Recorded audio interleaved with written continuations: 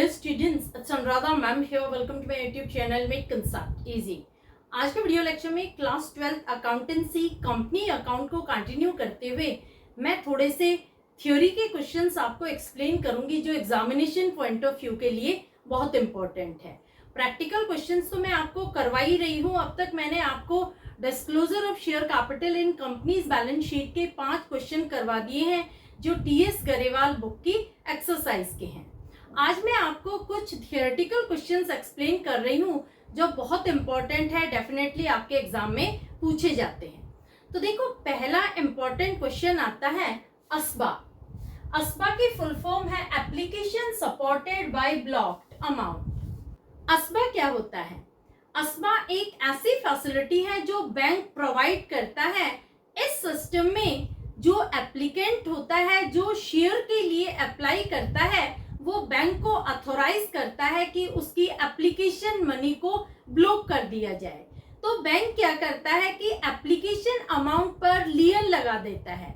लियन लगाने का मतलब क्या हुआ कि वो एप्लीकेंट के अकाउंट में उसी के पैसे को ब्लॉक कर देता है। ब्लॉक करने का मतलब क्या हुआ कि अब एप्लीकेंट उस अमाउंट को बैंक से विड्रॉ नहीं कर सकता।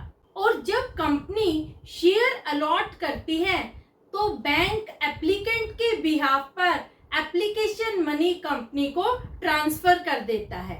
अगर कोई बैलेंस बचता है तो उस बैलेंस पर से वो लियन हटा देता है।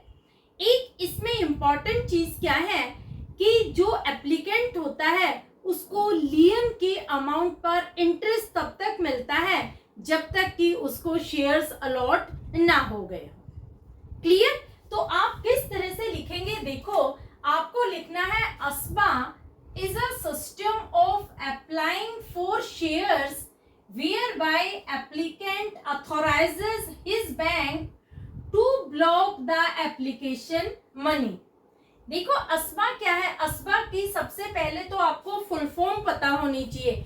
अस्बा की फुल फॉर्म होती है application supported by blocked amount. ASBA ये एक ऐसा सिस्टम है फॉर अप्लाइंग ऑफ शेयर्स। इस सिस्टम के थ्रू जो एप्लीकेंट होते हैं, जो आम लोग होते हैं, वो शेयर के लिए अप्लाई कर सकते हैं। क्या होता है इस सिस्टम में? इस सिस्टम में जो एप्लीकेंट होता है, एप्लीकेंट कौन हुआ? जो शेयर्स के लिए अप्लाई कर रहा है, वो क्या करता है? अथोराइजेज हिज बैंक। अथोराइजेज यानी वो बैंक को इन्फॉर्म करता है, बैंक को अधिकार दे देता है। अथोराइज का मतलब होता है अधिकार देना। वो बैंक को ये अधिकार देता है to block the application money, कि उसके खाते में एप्लीकेशन मनी को ब्लॉक कर दिया जाए। ब्लॉक करने का मतलब क्या हुआ कि उस पैसे को अब आगे फ्यूचर में वो विड्रॉ नहीं कर पाएगा जब तक कि कंपनी उसे शेयर्स अलॉट नहीं कर देती है। तो बैंक क्या करता है? Bank places लियन। लियन का मतलब है अमाउंट को ब्लॉक कर देना। तो bank places lien on application amount. Application amount पर बैंक लियन लगा देता है। लियन लगाने का मतलब ये हुआ कि अब एप्लीकेंट उस अमाउंट को बैंक से विड्रॉ नहीं कर सकता। जैसे देखो, आपके अकाउंट में 20,000 रुपीज है, बैंक ने 5,000 रुपए पर लियन लगा दी, तो आप बैंक से सिर्फ 15,000 रुपीज ही विड्रॉ कर सकते हैं। अगर आपको जरूरत है 20,000 की, तब भी आप बैंक से 20,000 विड्रॉ नहीं कर सकते, सिर्फ 15,000 ही विड्रॉ कर पाएंगे, क्योंकि 5,000 रुपए आपके अकाउंट में ब्लॉक कर दिए गए हैं। बैंक ने 5,000 रुपए पर लियन लगा दी। तो समझ में आया आपको लियन क्या होती है? लियन का मतलब होता है अमाउंट आपके ही अकाउंट में बैंक द्वारा ब्लॉक कर दी जाती है जो आप विड्रॉ नहीं कर सकते। अब देखो, इसमें दूसरा पॉइंट क्या आता है? Bank will transfer the amount due on allotted shares to the company when shares are allotted. जब देखो, आपको कंपनी शेयर्स अलॉट कर देती है तो बैंक क्या करता है कि जिस अमाउंट पर लियन लगाई थी उस अमाउंट को आपके बिहाफ पर कंपनी को ट्रांसफर कर देता है। अगर कंपनी आपको सारे के सारे शेयर्स अलॉट कर देती है तब तो आपके पास कोई भी लियन की अमाउंट बैलेंस नहीं बचेगी। अगर आपको कंपनी आधे शेयर अलॉट करती है तो जो बैलेंस की अमाउंट होती है उस पर से बैंक लियन रिमूव कर देगा। क्लियर? अब देखो एक और इम्पोर्टेंट चीज है, जो अकाउंट होल्डर होता है will get interest to the blocked amount till the time shares are allotted. जो अकाउंट होल्डर होता है उसको लियन की अमाउंट पर इंटरेस्ट तब तक मिलता है जब तक कंपनी उसे शेयर अलॉट करती है। तो समझ आया क्या होता है अस्मा? अस्मा ये एक ऐसा सिस्टम है जिसमें जो एप्लीकेंट होता है वो बैंक को अथॉराइज करता है कि उसकी एप्लीकेशन अमाउंट को ब्लॉक कर दिया जाए। बैंक क्या करता है कि एप्लीकेशन मनी पर लियन लगा देता है। लियन लगाने का मतलब क्या हुआ कि अब एप्लीकेंट उस अमाउंट को बैंक से विड्रॉ नहीं कर सकता। जब कंपनी एप्लीकेंट को शेयर्स अलॉट कर देती है तो बैंक एप्लीकेंट के बिहाफ पर उस एप्लीकेशन मनी को कंपनी को ट्रांसफर कर देता है। इसमें एक इम्पॉर्टेंट चीज क्या है कि अकाउंट होल्डर को लियन की अमाउंट पर इंटरेस्ट तब तक मिलता है जब तक कंपनी उसे शेयर अलॉट नहीं कर देती। इसे और अच्छे से समझने के लिए एक एग्जांपल लेते हैं। जैसे देखो एक कंपनी है वो 1 लाख शेयर्स इश्यू कर रही है। एक शेयर की वैल्यू है ₹10। कंपनी ने ₹5 एप्लीकेशन पर मंगवाए हैं और रिमेनिंग ₹5 अलॉटमेंट पर मंगवाए हैं। ठीक है, आपने 1000 शेयर के लिए अप्लाई किया है। आपने 1000 शेयर के लिए अप्लाई किया है तो आपकी एप्लीकेशन मनी कितनी होगी? कंपनी ने ₹5 मंगवाए हैं एप्लीकेशन पर, तो आपकी एप्लीकेशन मनी होगी ₹5000। आपने क्या किया? आपने बैंक को अथॉराइज किया कि मेरे अकाउंट में ₹5000 को ब्लॉक कर दिया जाए। तो बैंक ने आपके अकाउंट में ₹5000 पर लियन लगा दी, यानी अब आप ₹5000 बैंक से विड्रॉ नहीं कर सकते। कंपनी ने आपको 500 शेयर अलॉट किए।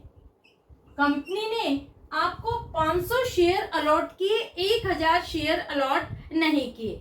तो बैंक कितनी अमाउंट ट्रांसफर करेगा कंपनी को? बैंक सारी अमाउंट ट्रांसफर नहीं करेगा।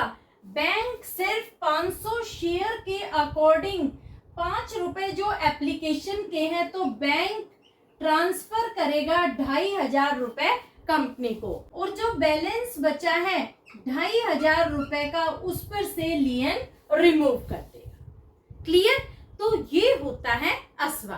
अब देखो दूसरा बहुत इंपॉर्टेंट टॉपिक है issue of shares.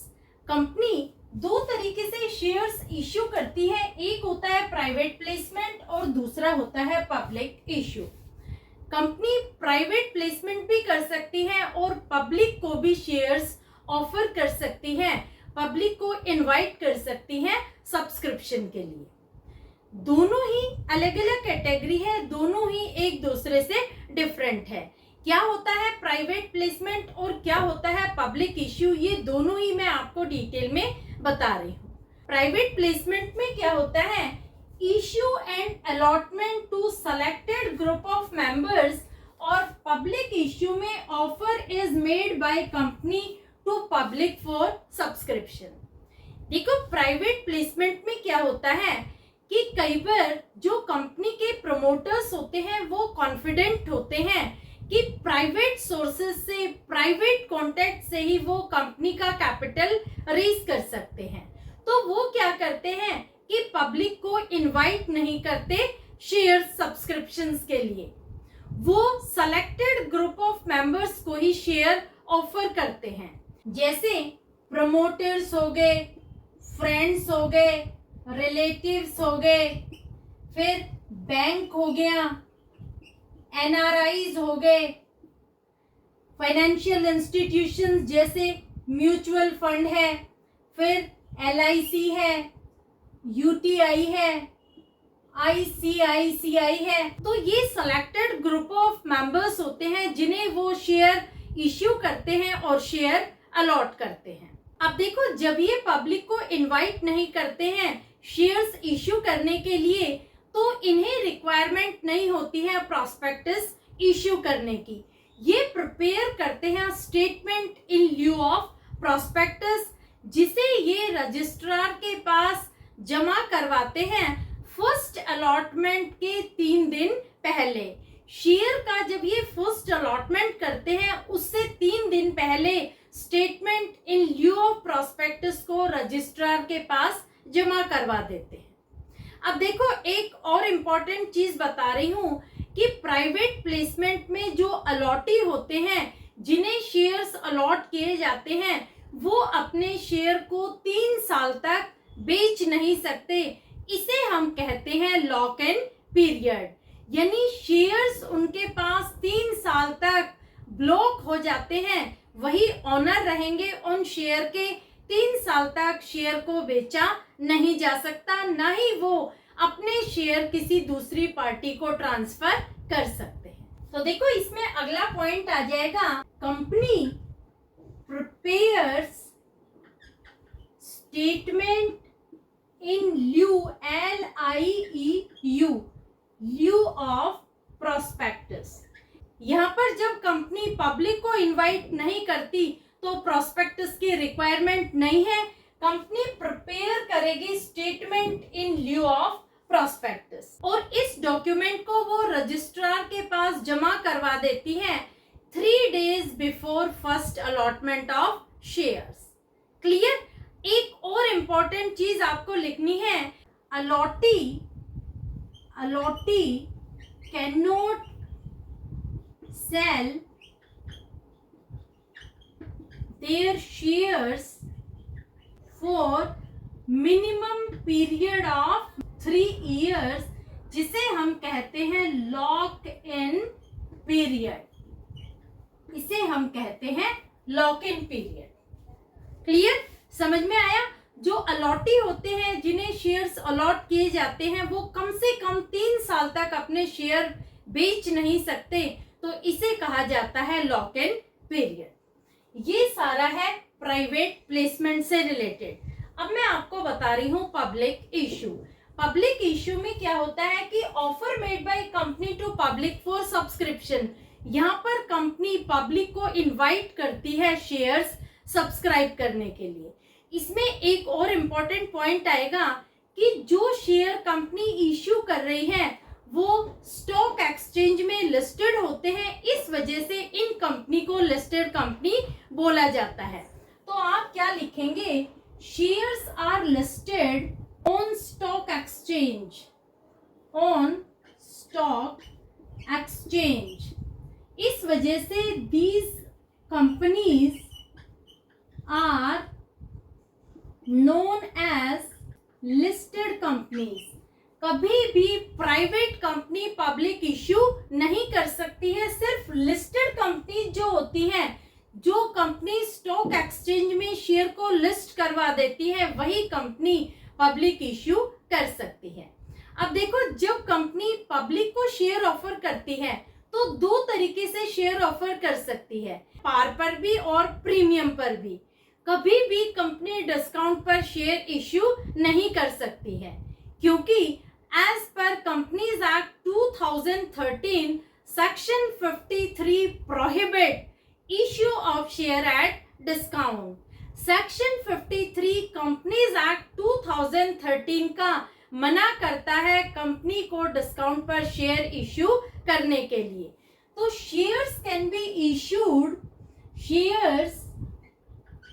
B issued at par. Par का मतलब क्या हुआ, नॉमिनल वैल्यू, और दूसरा हो गया एट प्रीमियम। प्रीमियम का मतलब क्या हुआ, मोर देन नॉमिनल वैल्यू। जब भी कंपनी पब्लिक को शेयर इश्यू करेगी तो या तो वो पार पर इश्यू करेगी, यानी नॉमिनल वैल्यू पर शेयर इश्यू करेगी, या फिर प्रीमियम पर इश्यू करेगी, यानी मोर देन नॉमिनल वैल्यू पर इश्यू करेगी। कभी भी कंपनी डिस्काउंट पर शेयर इश्यू नहीं कर सकती, क्योंकि सेक्शन 53 ऑफ कंपनीज एक्ट 2013 मना करता है कंपनी को डिस्काउंट पर शेयर इश्यू करने के लिए। अब देखो एक और इम्पोर्टेंट चीज बताती हूँ, पब्लिक इश्यू में कंपनी एप्लीकेंट से लमसम पेमेंट भी मंगवा सकती है और इंस्टॉलमेंट पेमेंट भी। लमसम में क्या होता है कि कंपनी वन टाइम पेमेंट मंगवाती है, यानी जो एप्लीकेंट होते हैं, जो शेयर होल्डर्स होते हैं, उनसे एक बार में ही शेयर का सारा पैसा मंगवा लेती है। जितने भी शेयर उन्होंने अप्लाई किए हैं, सारी की सारी अमाउंट वो वन टाइम में ही पे करते हैं, इसे कहते हैं लमसम। और दूसरा जो इंस्टॉलमेंट पेमेंट होती है, उसमें क्या होता है कि पेमेंट को स्टेजेस में कंपनी डिवाइड कर देती है। कुछ पैसे वो एप्लीकेशन पर मंगवा लेगी, कुछ अलॉटमेंट में और कुछ कॉल्स के समय। कॉल एक भी हो सकती है, एक से ज्यादा भी हो सकती है। तो ये डिपेंड करता है कंपनी की टर्म्स एंड कंडीशन पर कि किस तरह से वो एप्लीकेंट से पैसे मंगवाती है। लेकिन कंपनी दोनों तरह से ही एप्लीकेंट से पैसे रिसीव कर सकती है। ये होता है पब्लिक इश्यू। क्लियर? तो होपफुली आपको समझ में आ गया होगा इश्यू ऑफ शेयर्स। दोनों तरह के इश्यू आपको समझ में आ गए होंगे कि किस तरह से कंपनी प्राइवेट प्लेसमेंट करती है और किस तरह से पब्लिक इश्यू। प्राइवेट प्लेसमेंट से रिलेटेड जरूर आपके एग्जाम में थियोरेटिकल क्वेश्चन आता है, और जो पब्लिक इश्यू है वो तो हम आगे प्रैक्टिकल में डिस्कस करेंगे ही, क्योंकि जो भी क्वेश्चन करेंगे वो सारे रिलेटेड होंगे पब्लिक इश्यूज। क्लियर? तो मेरे चैनल को आप सब्सक्राइब जरूर कर लेना, क्योंकि कल मैं आपको इश्यू ऑफ शेयर्स सिखाऊंगी।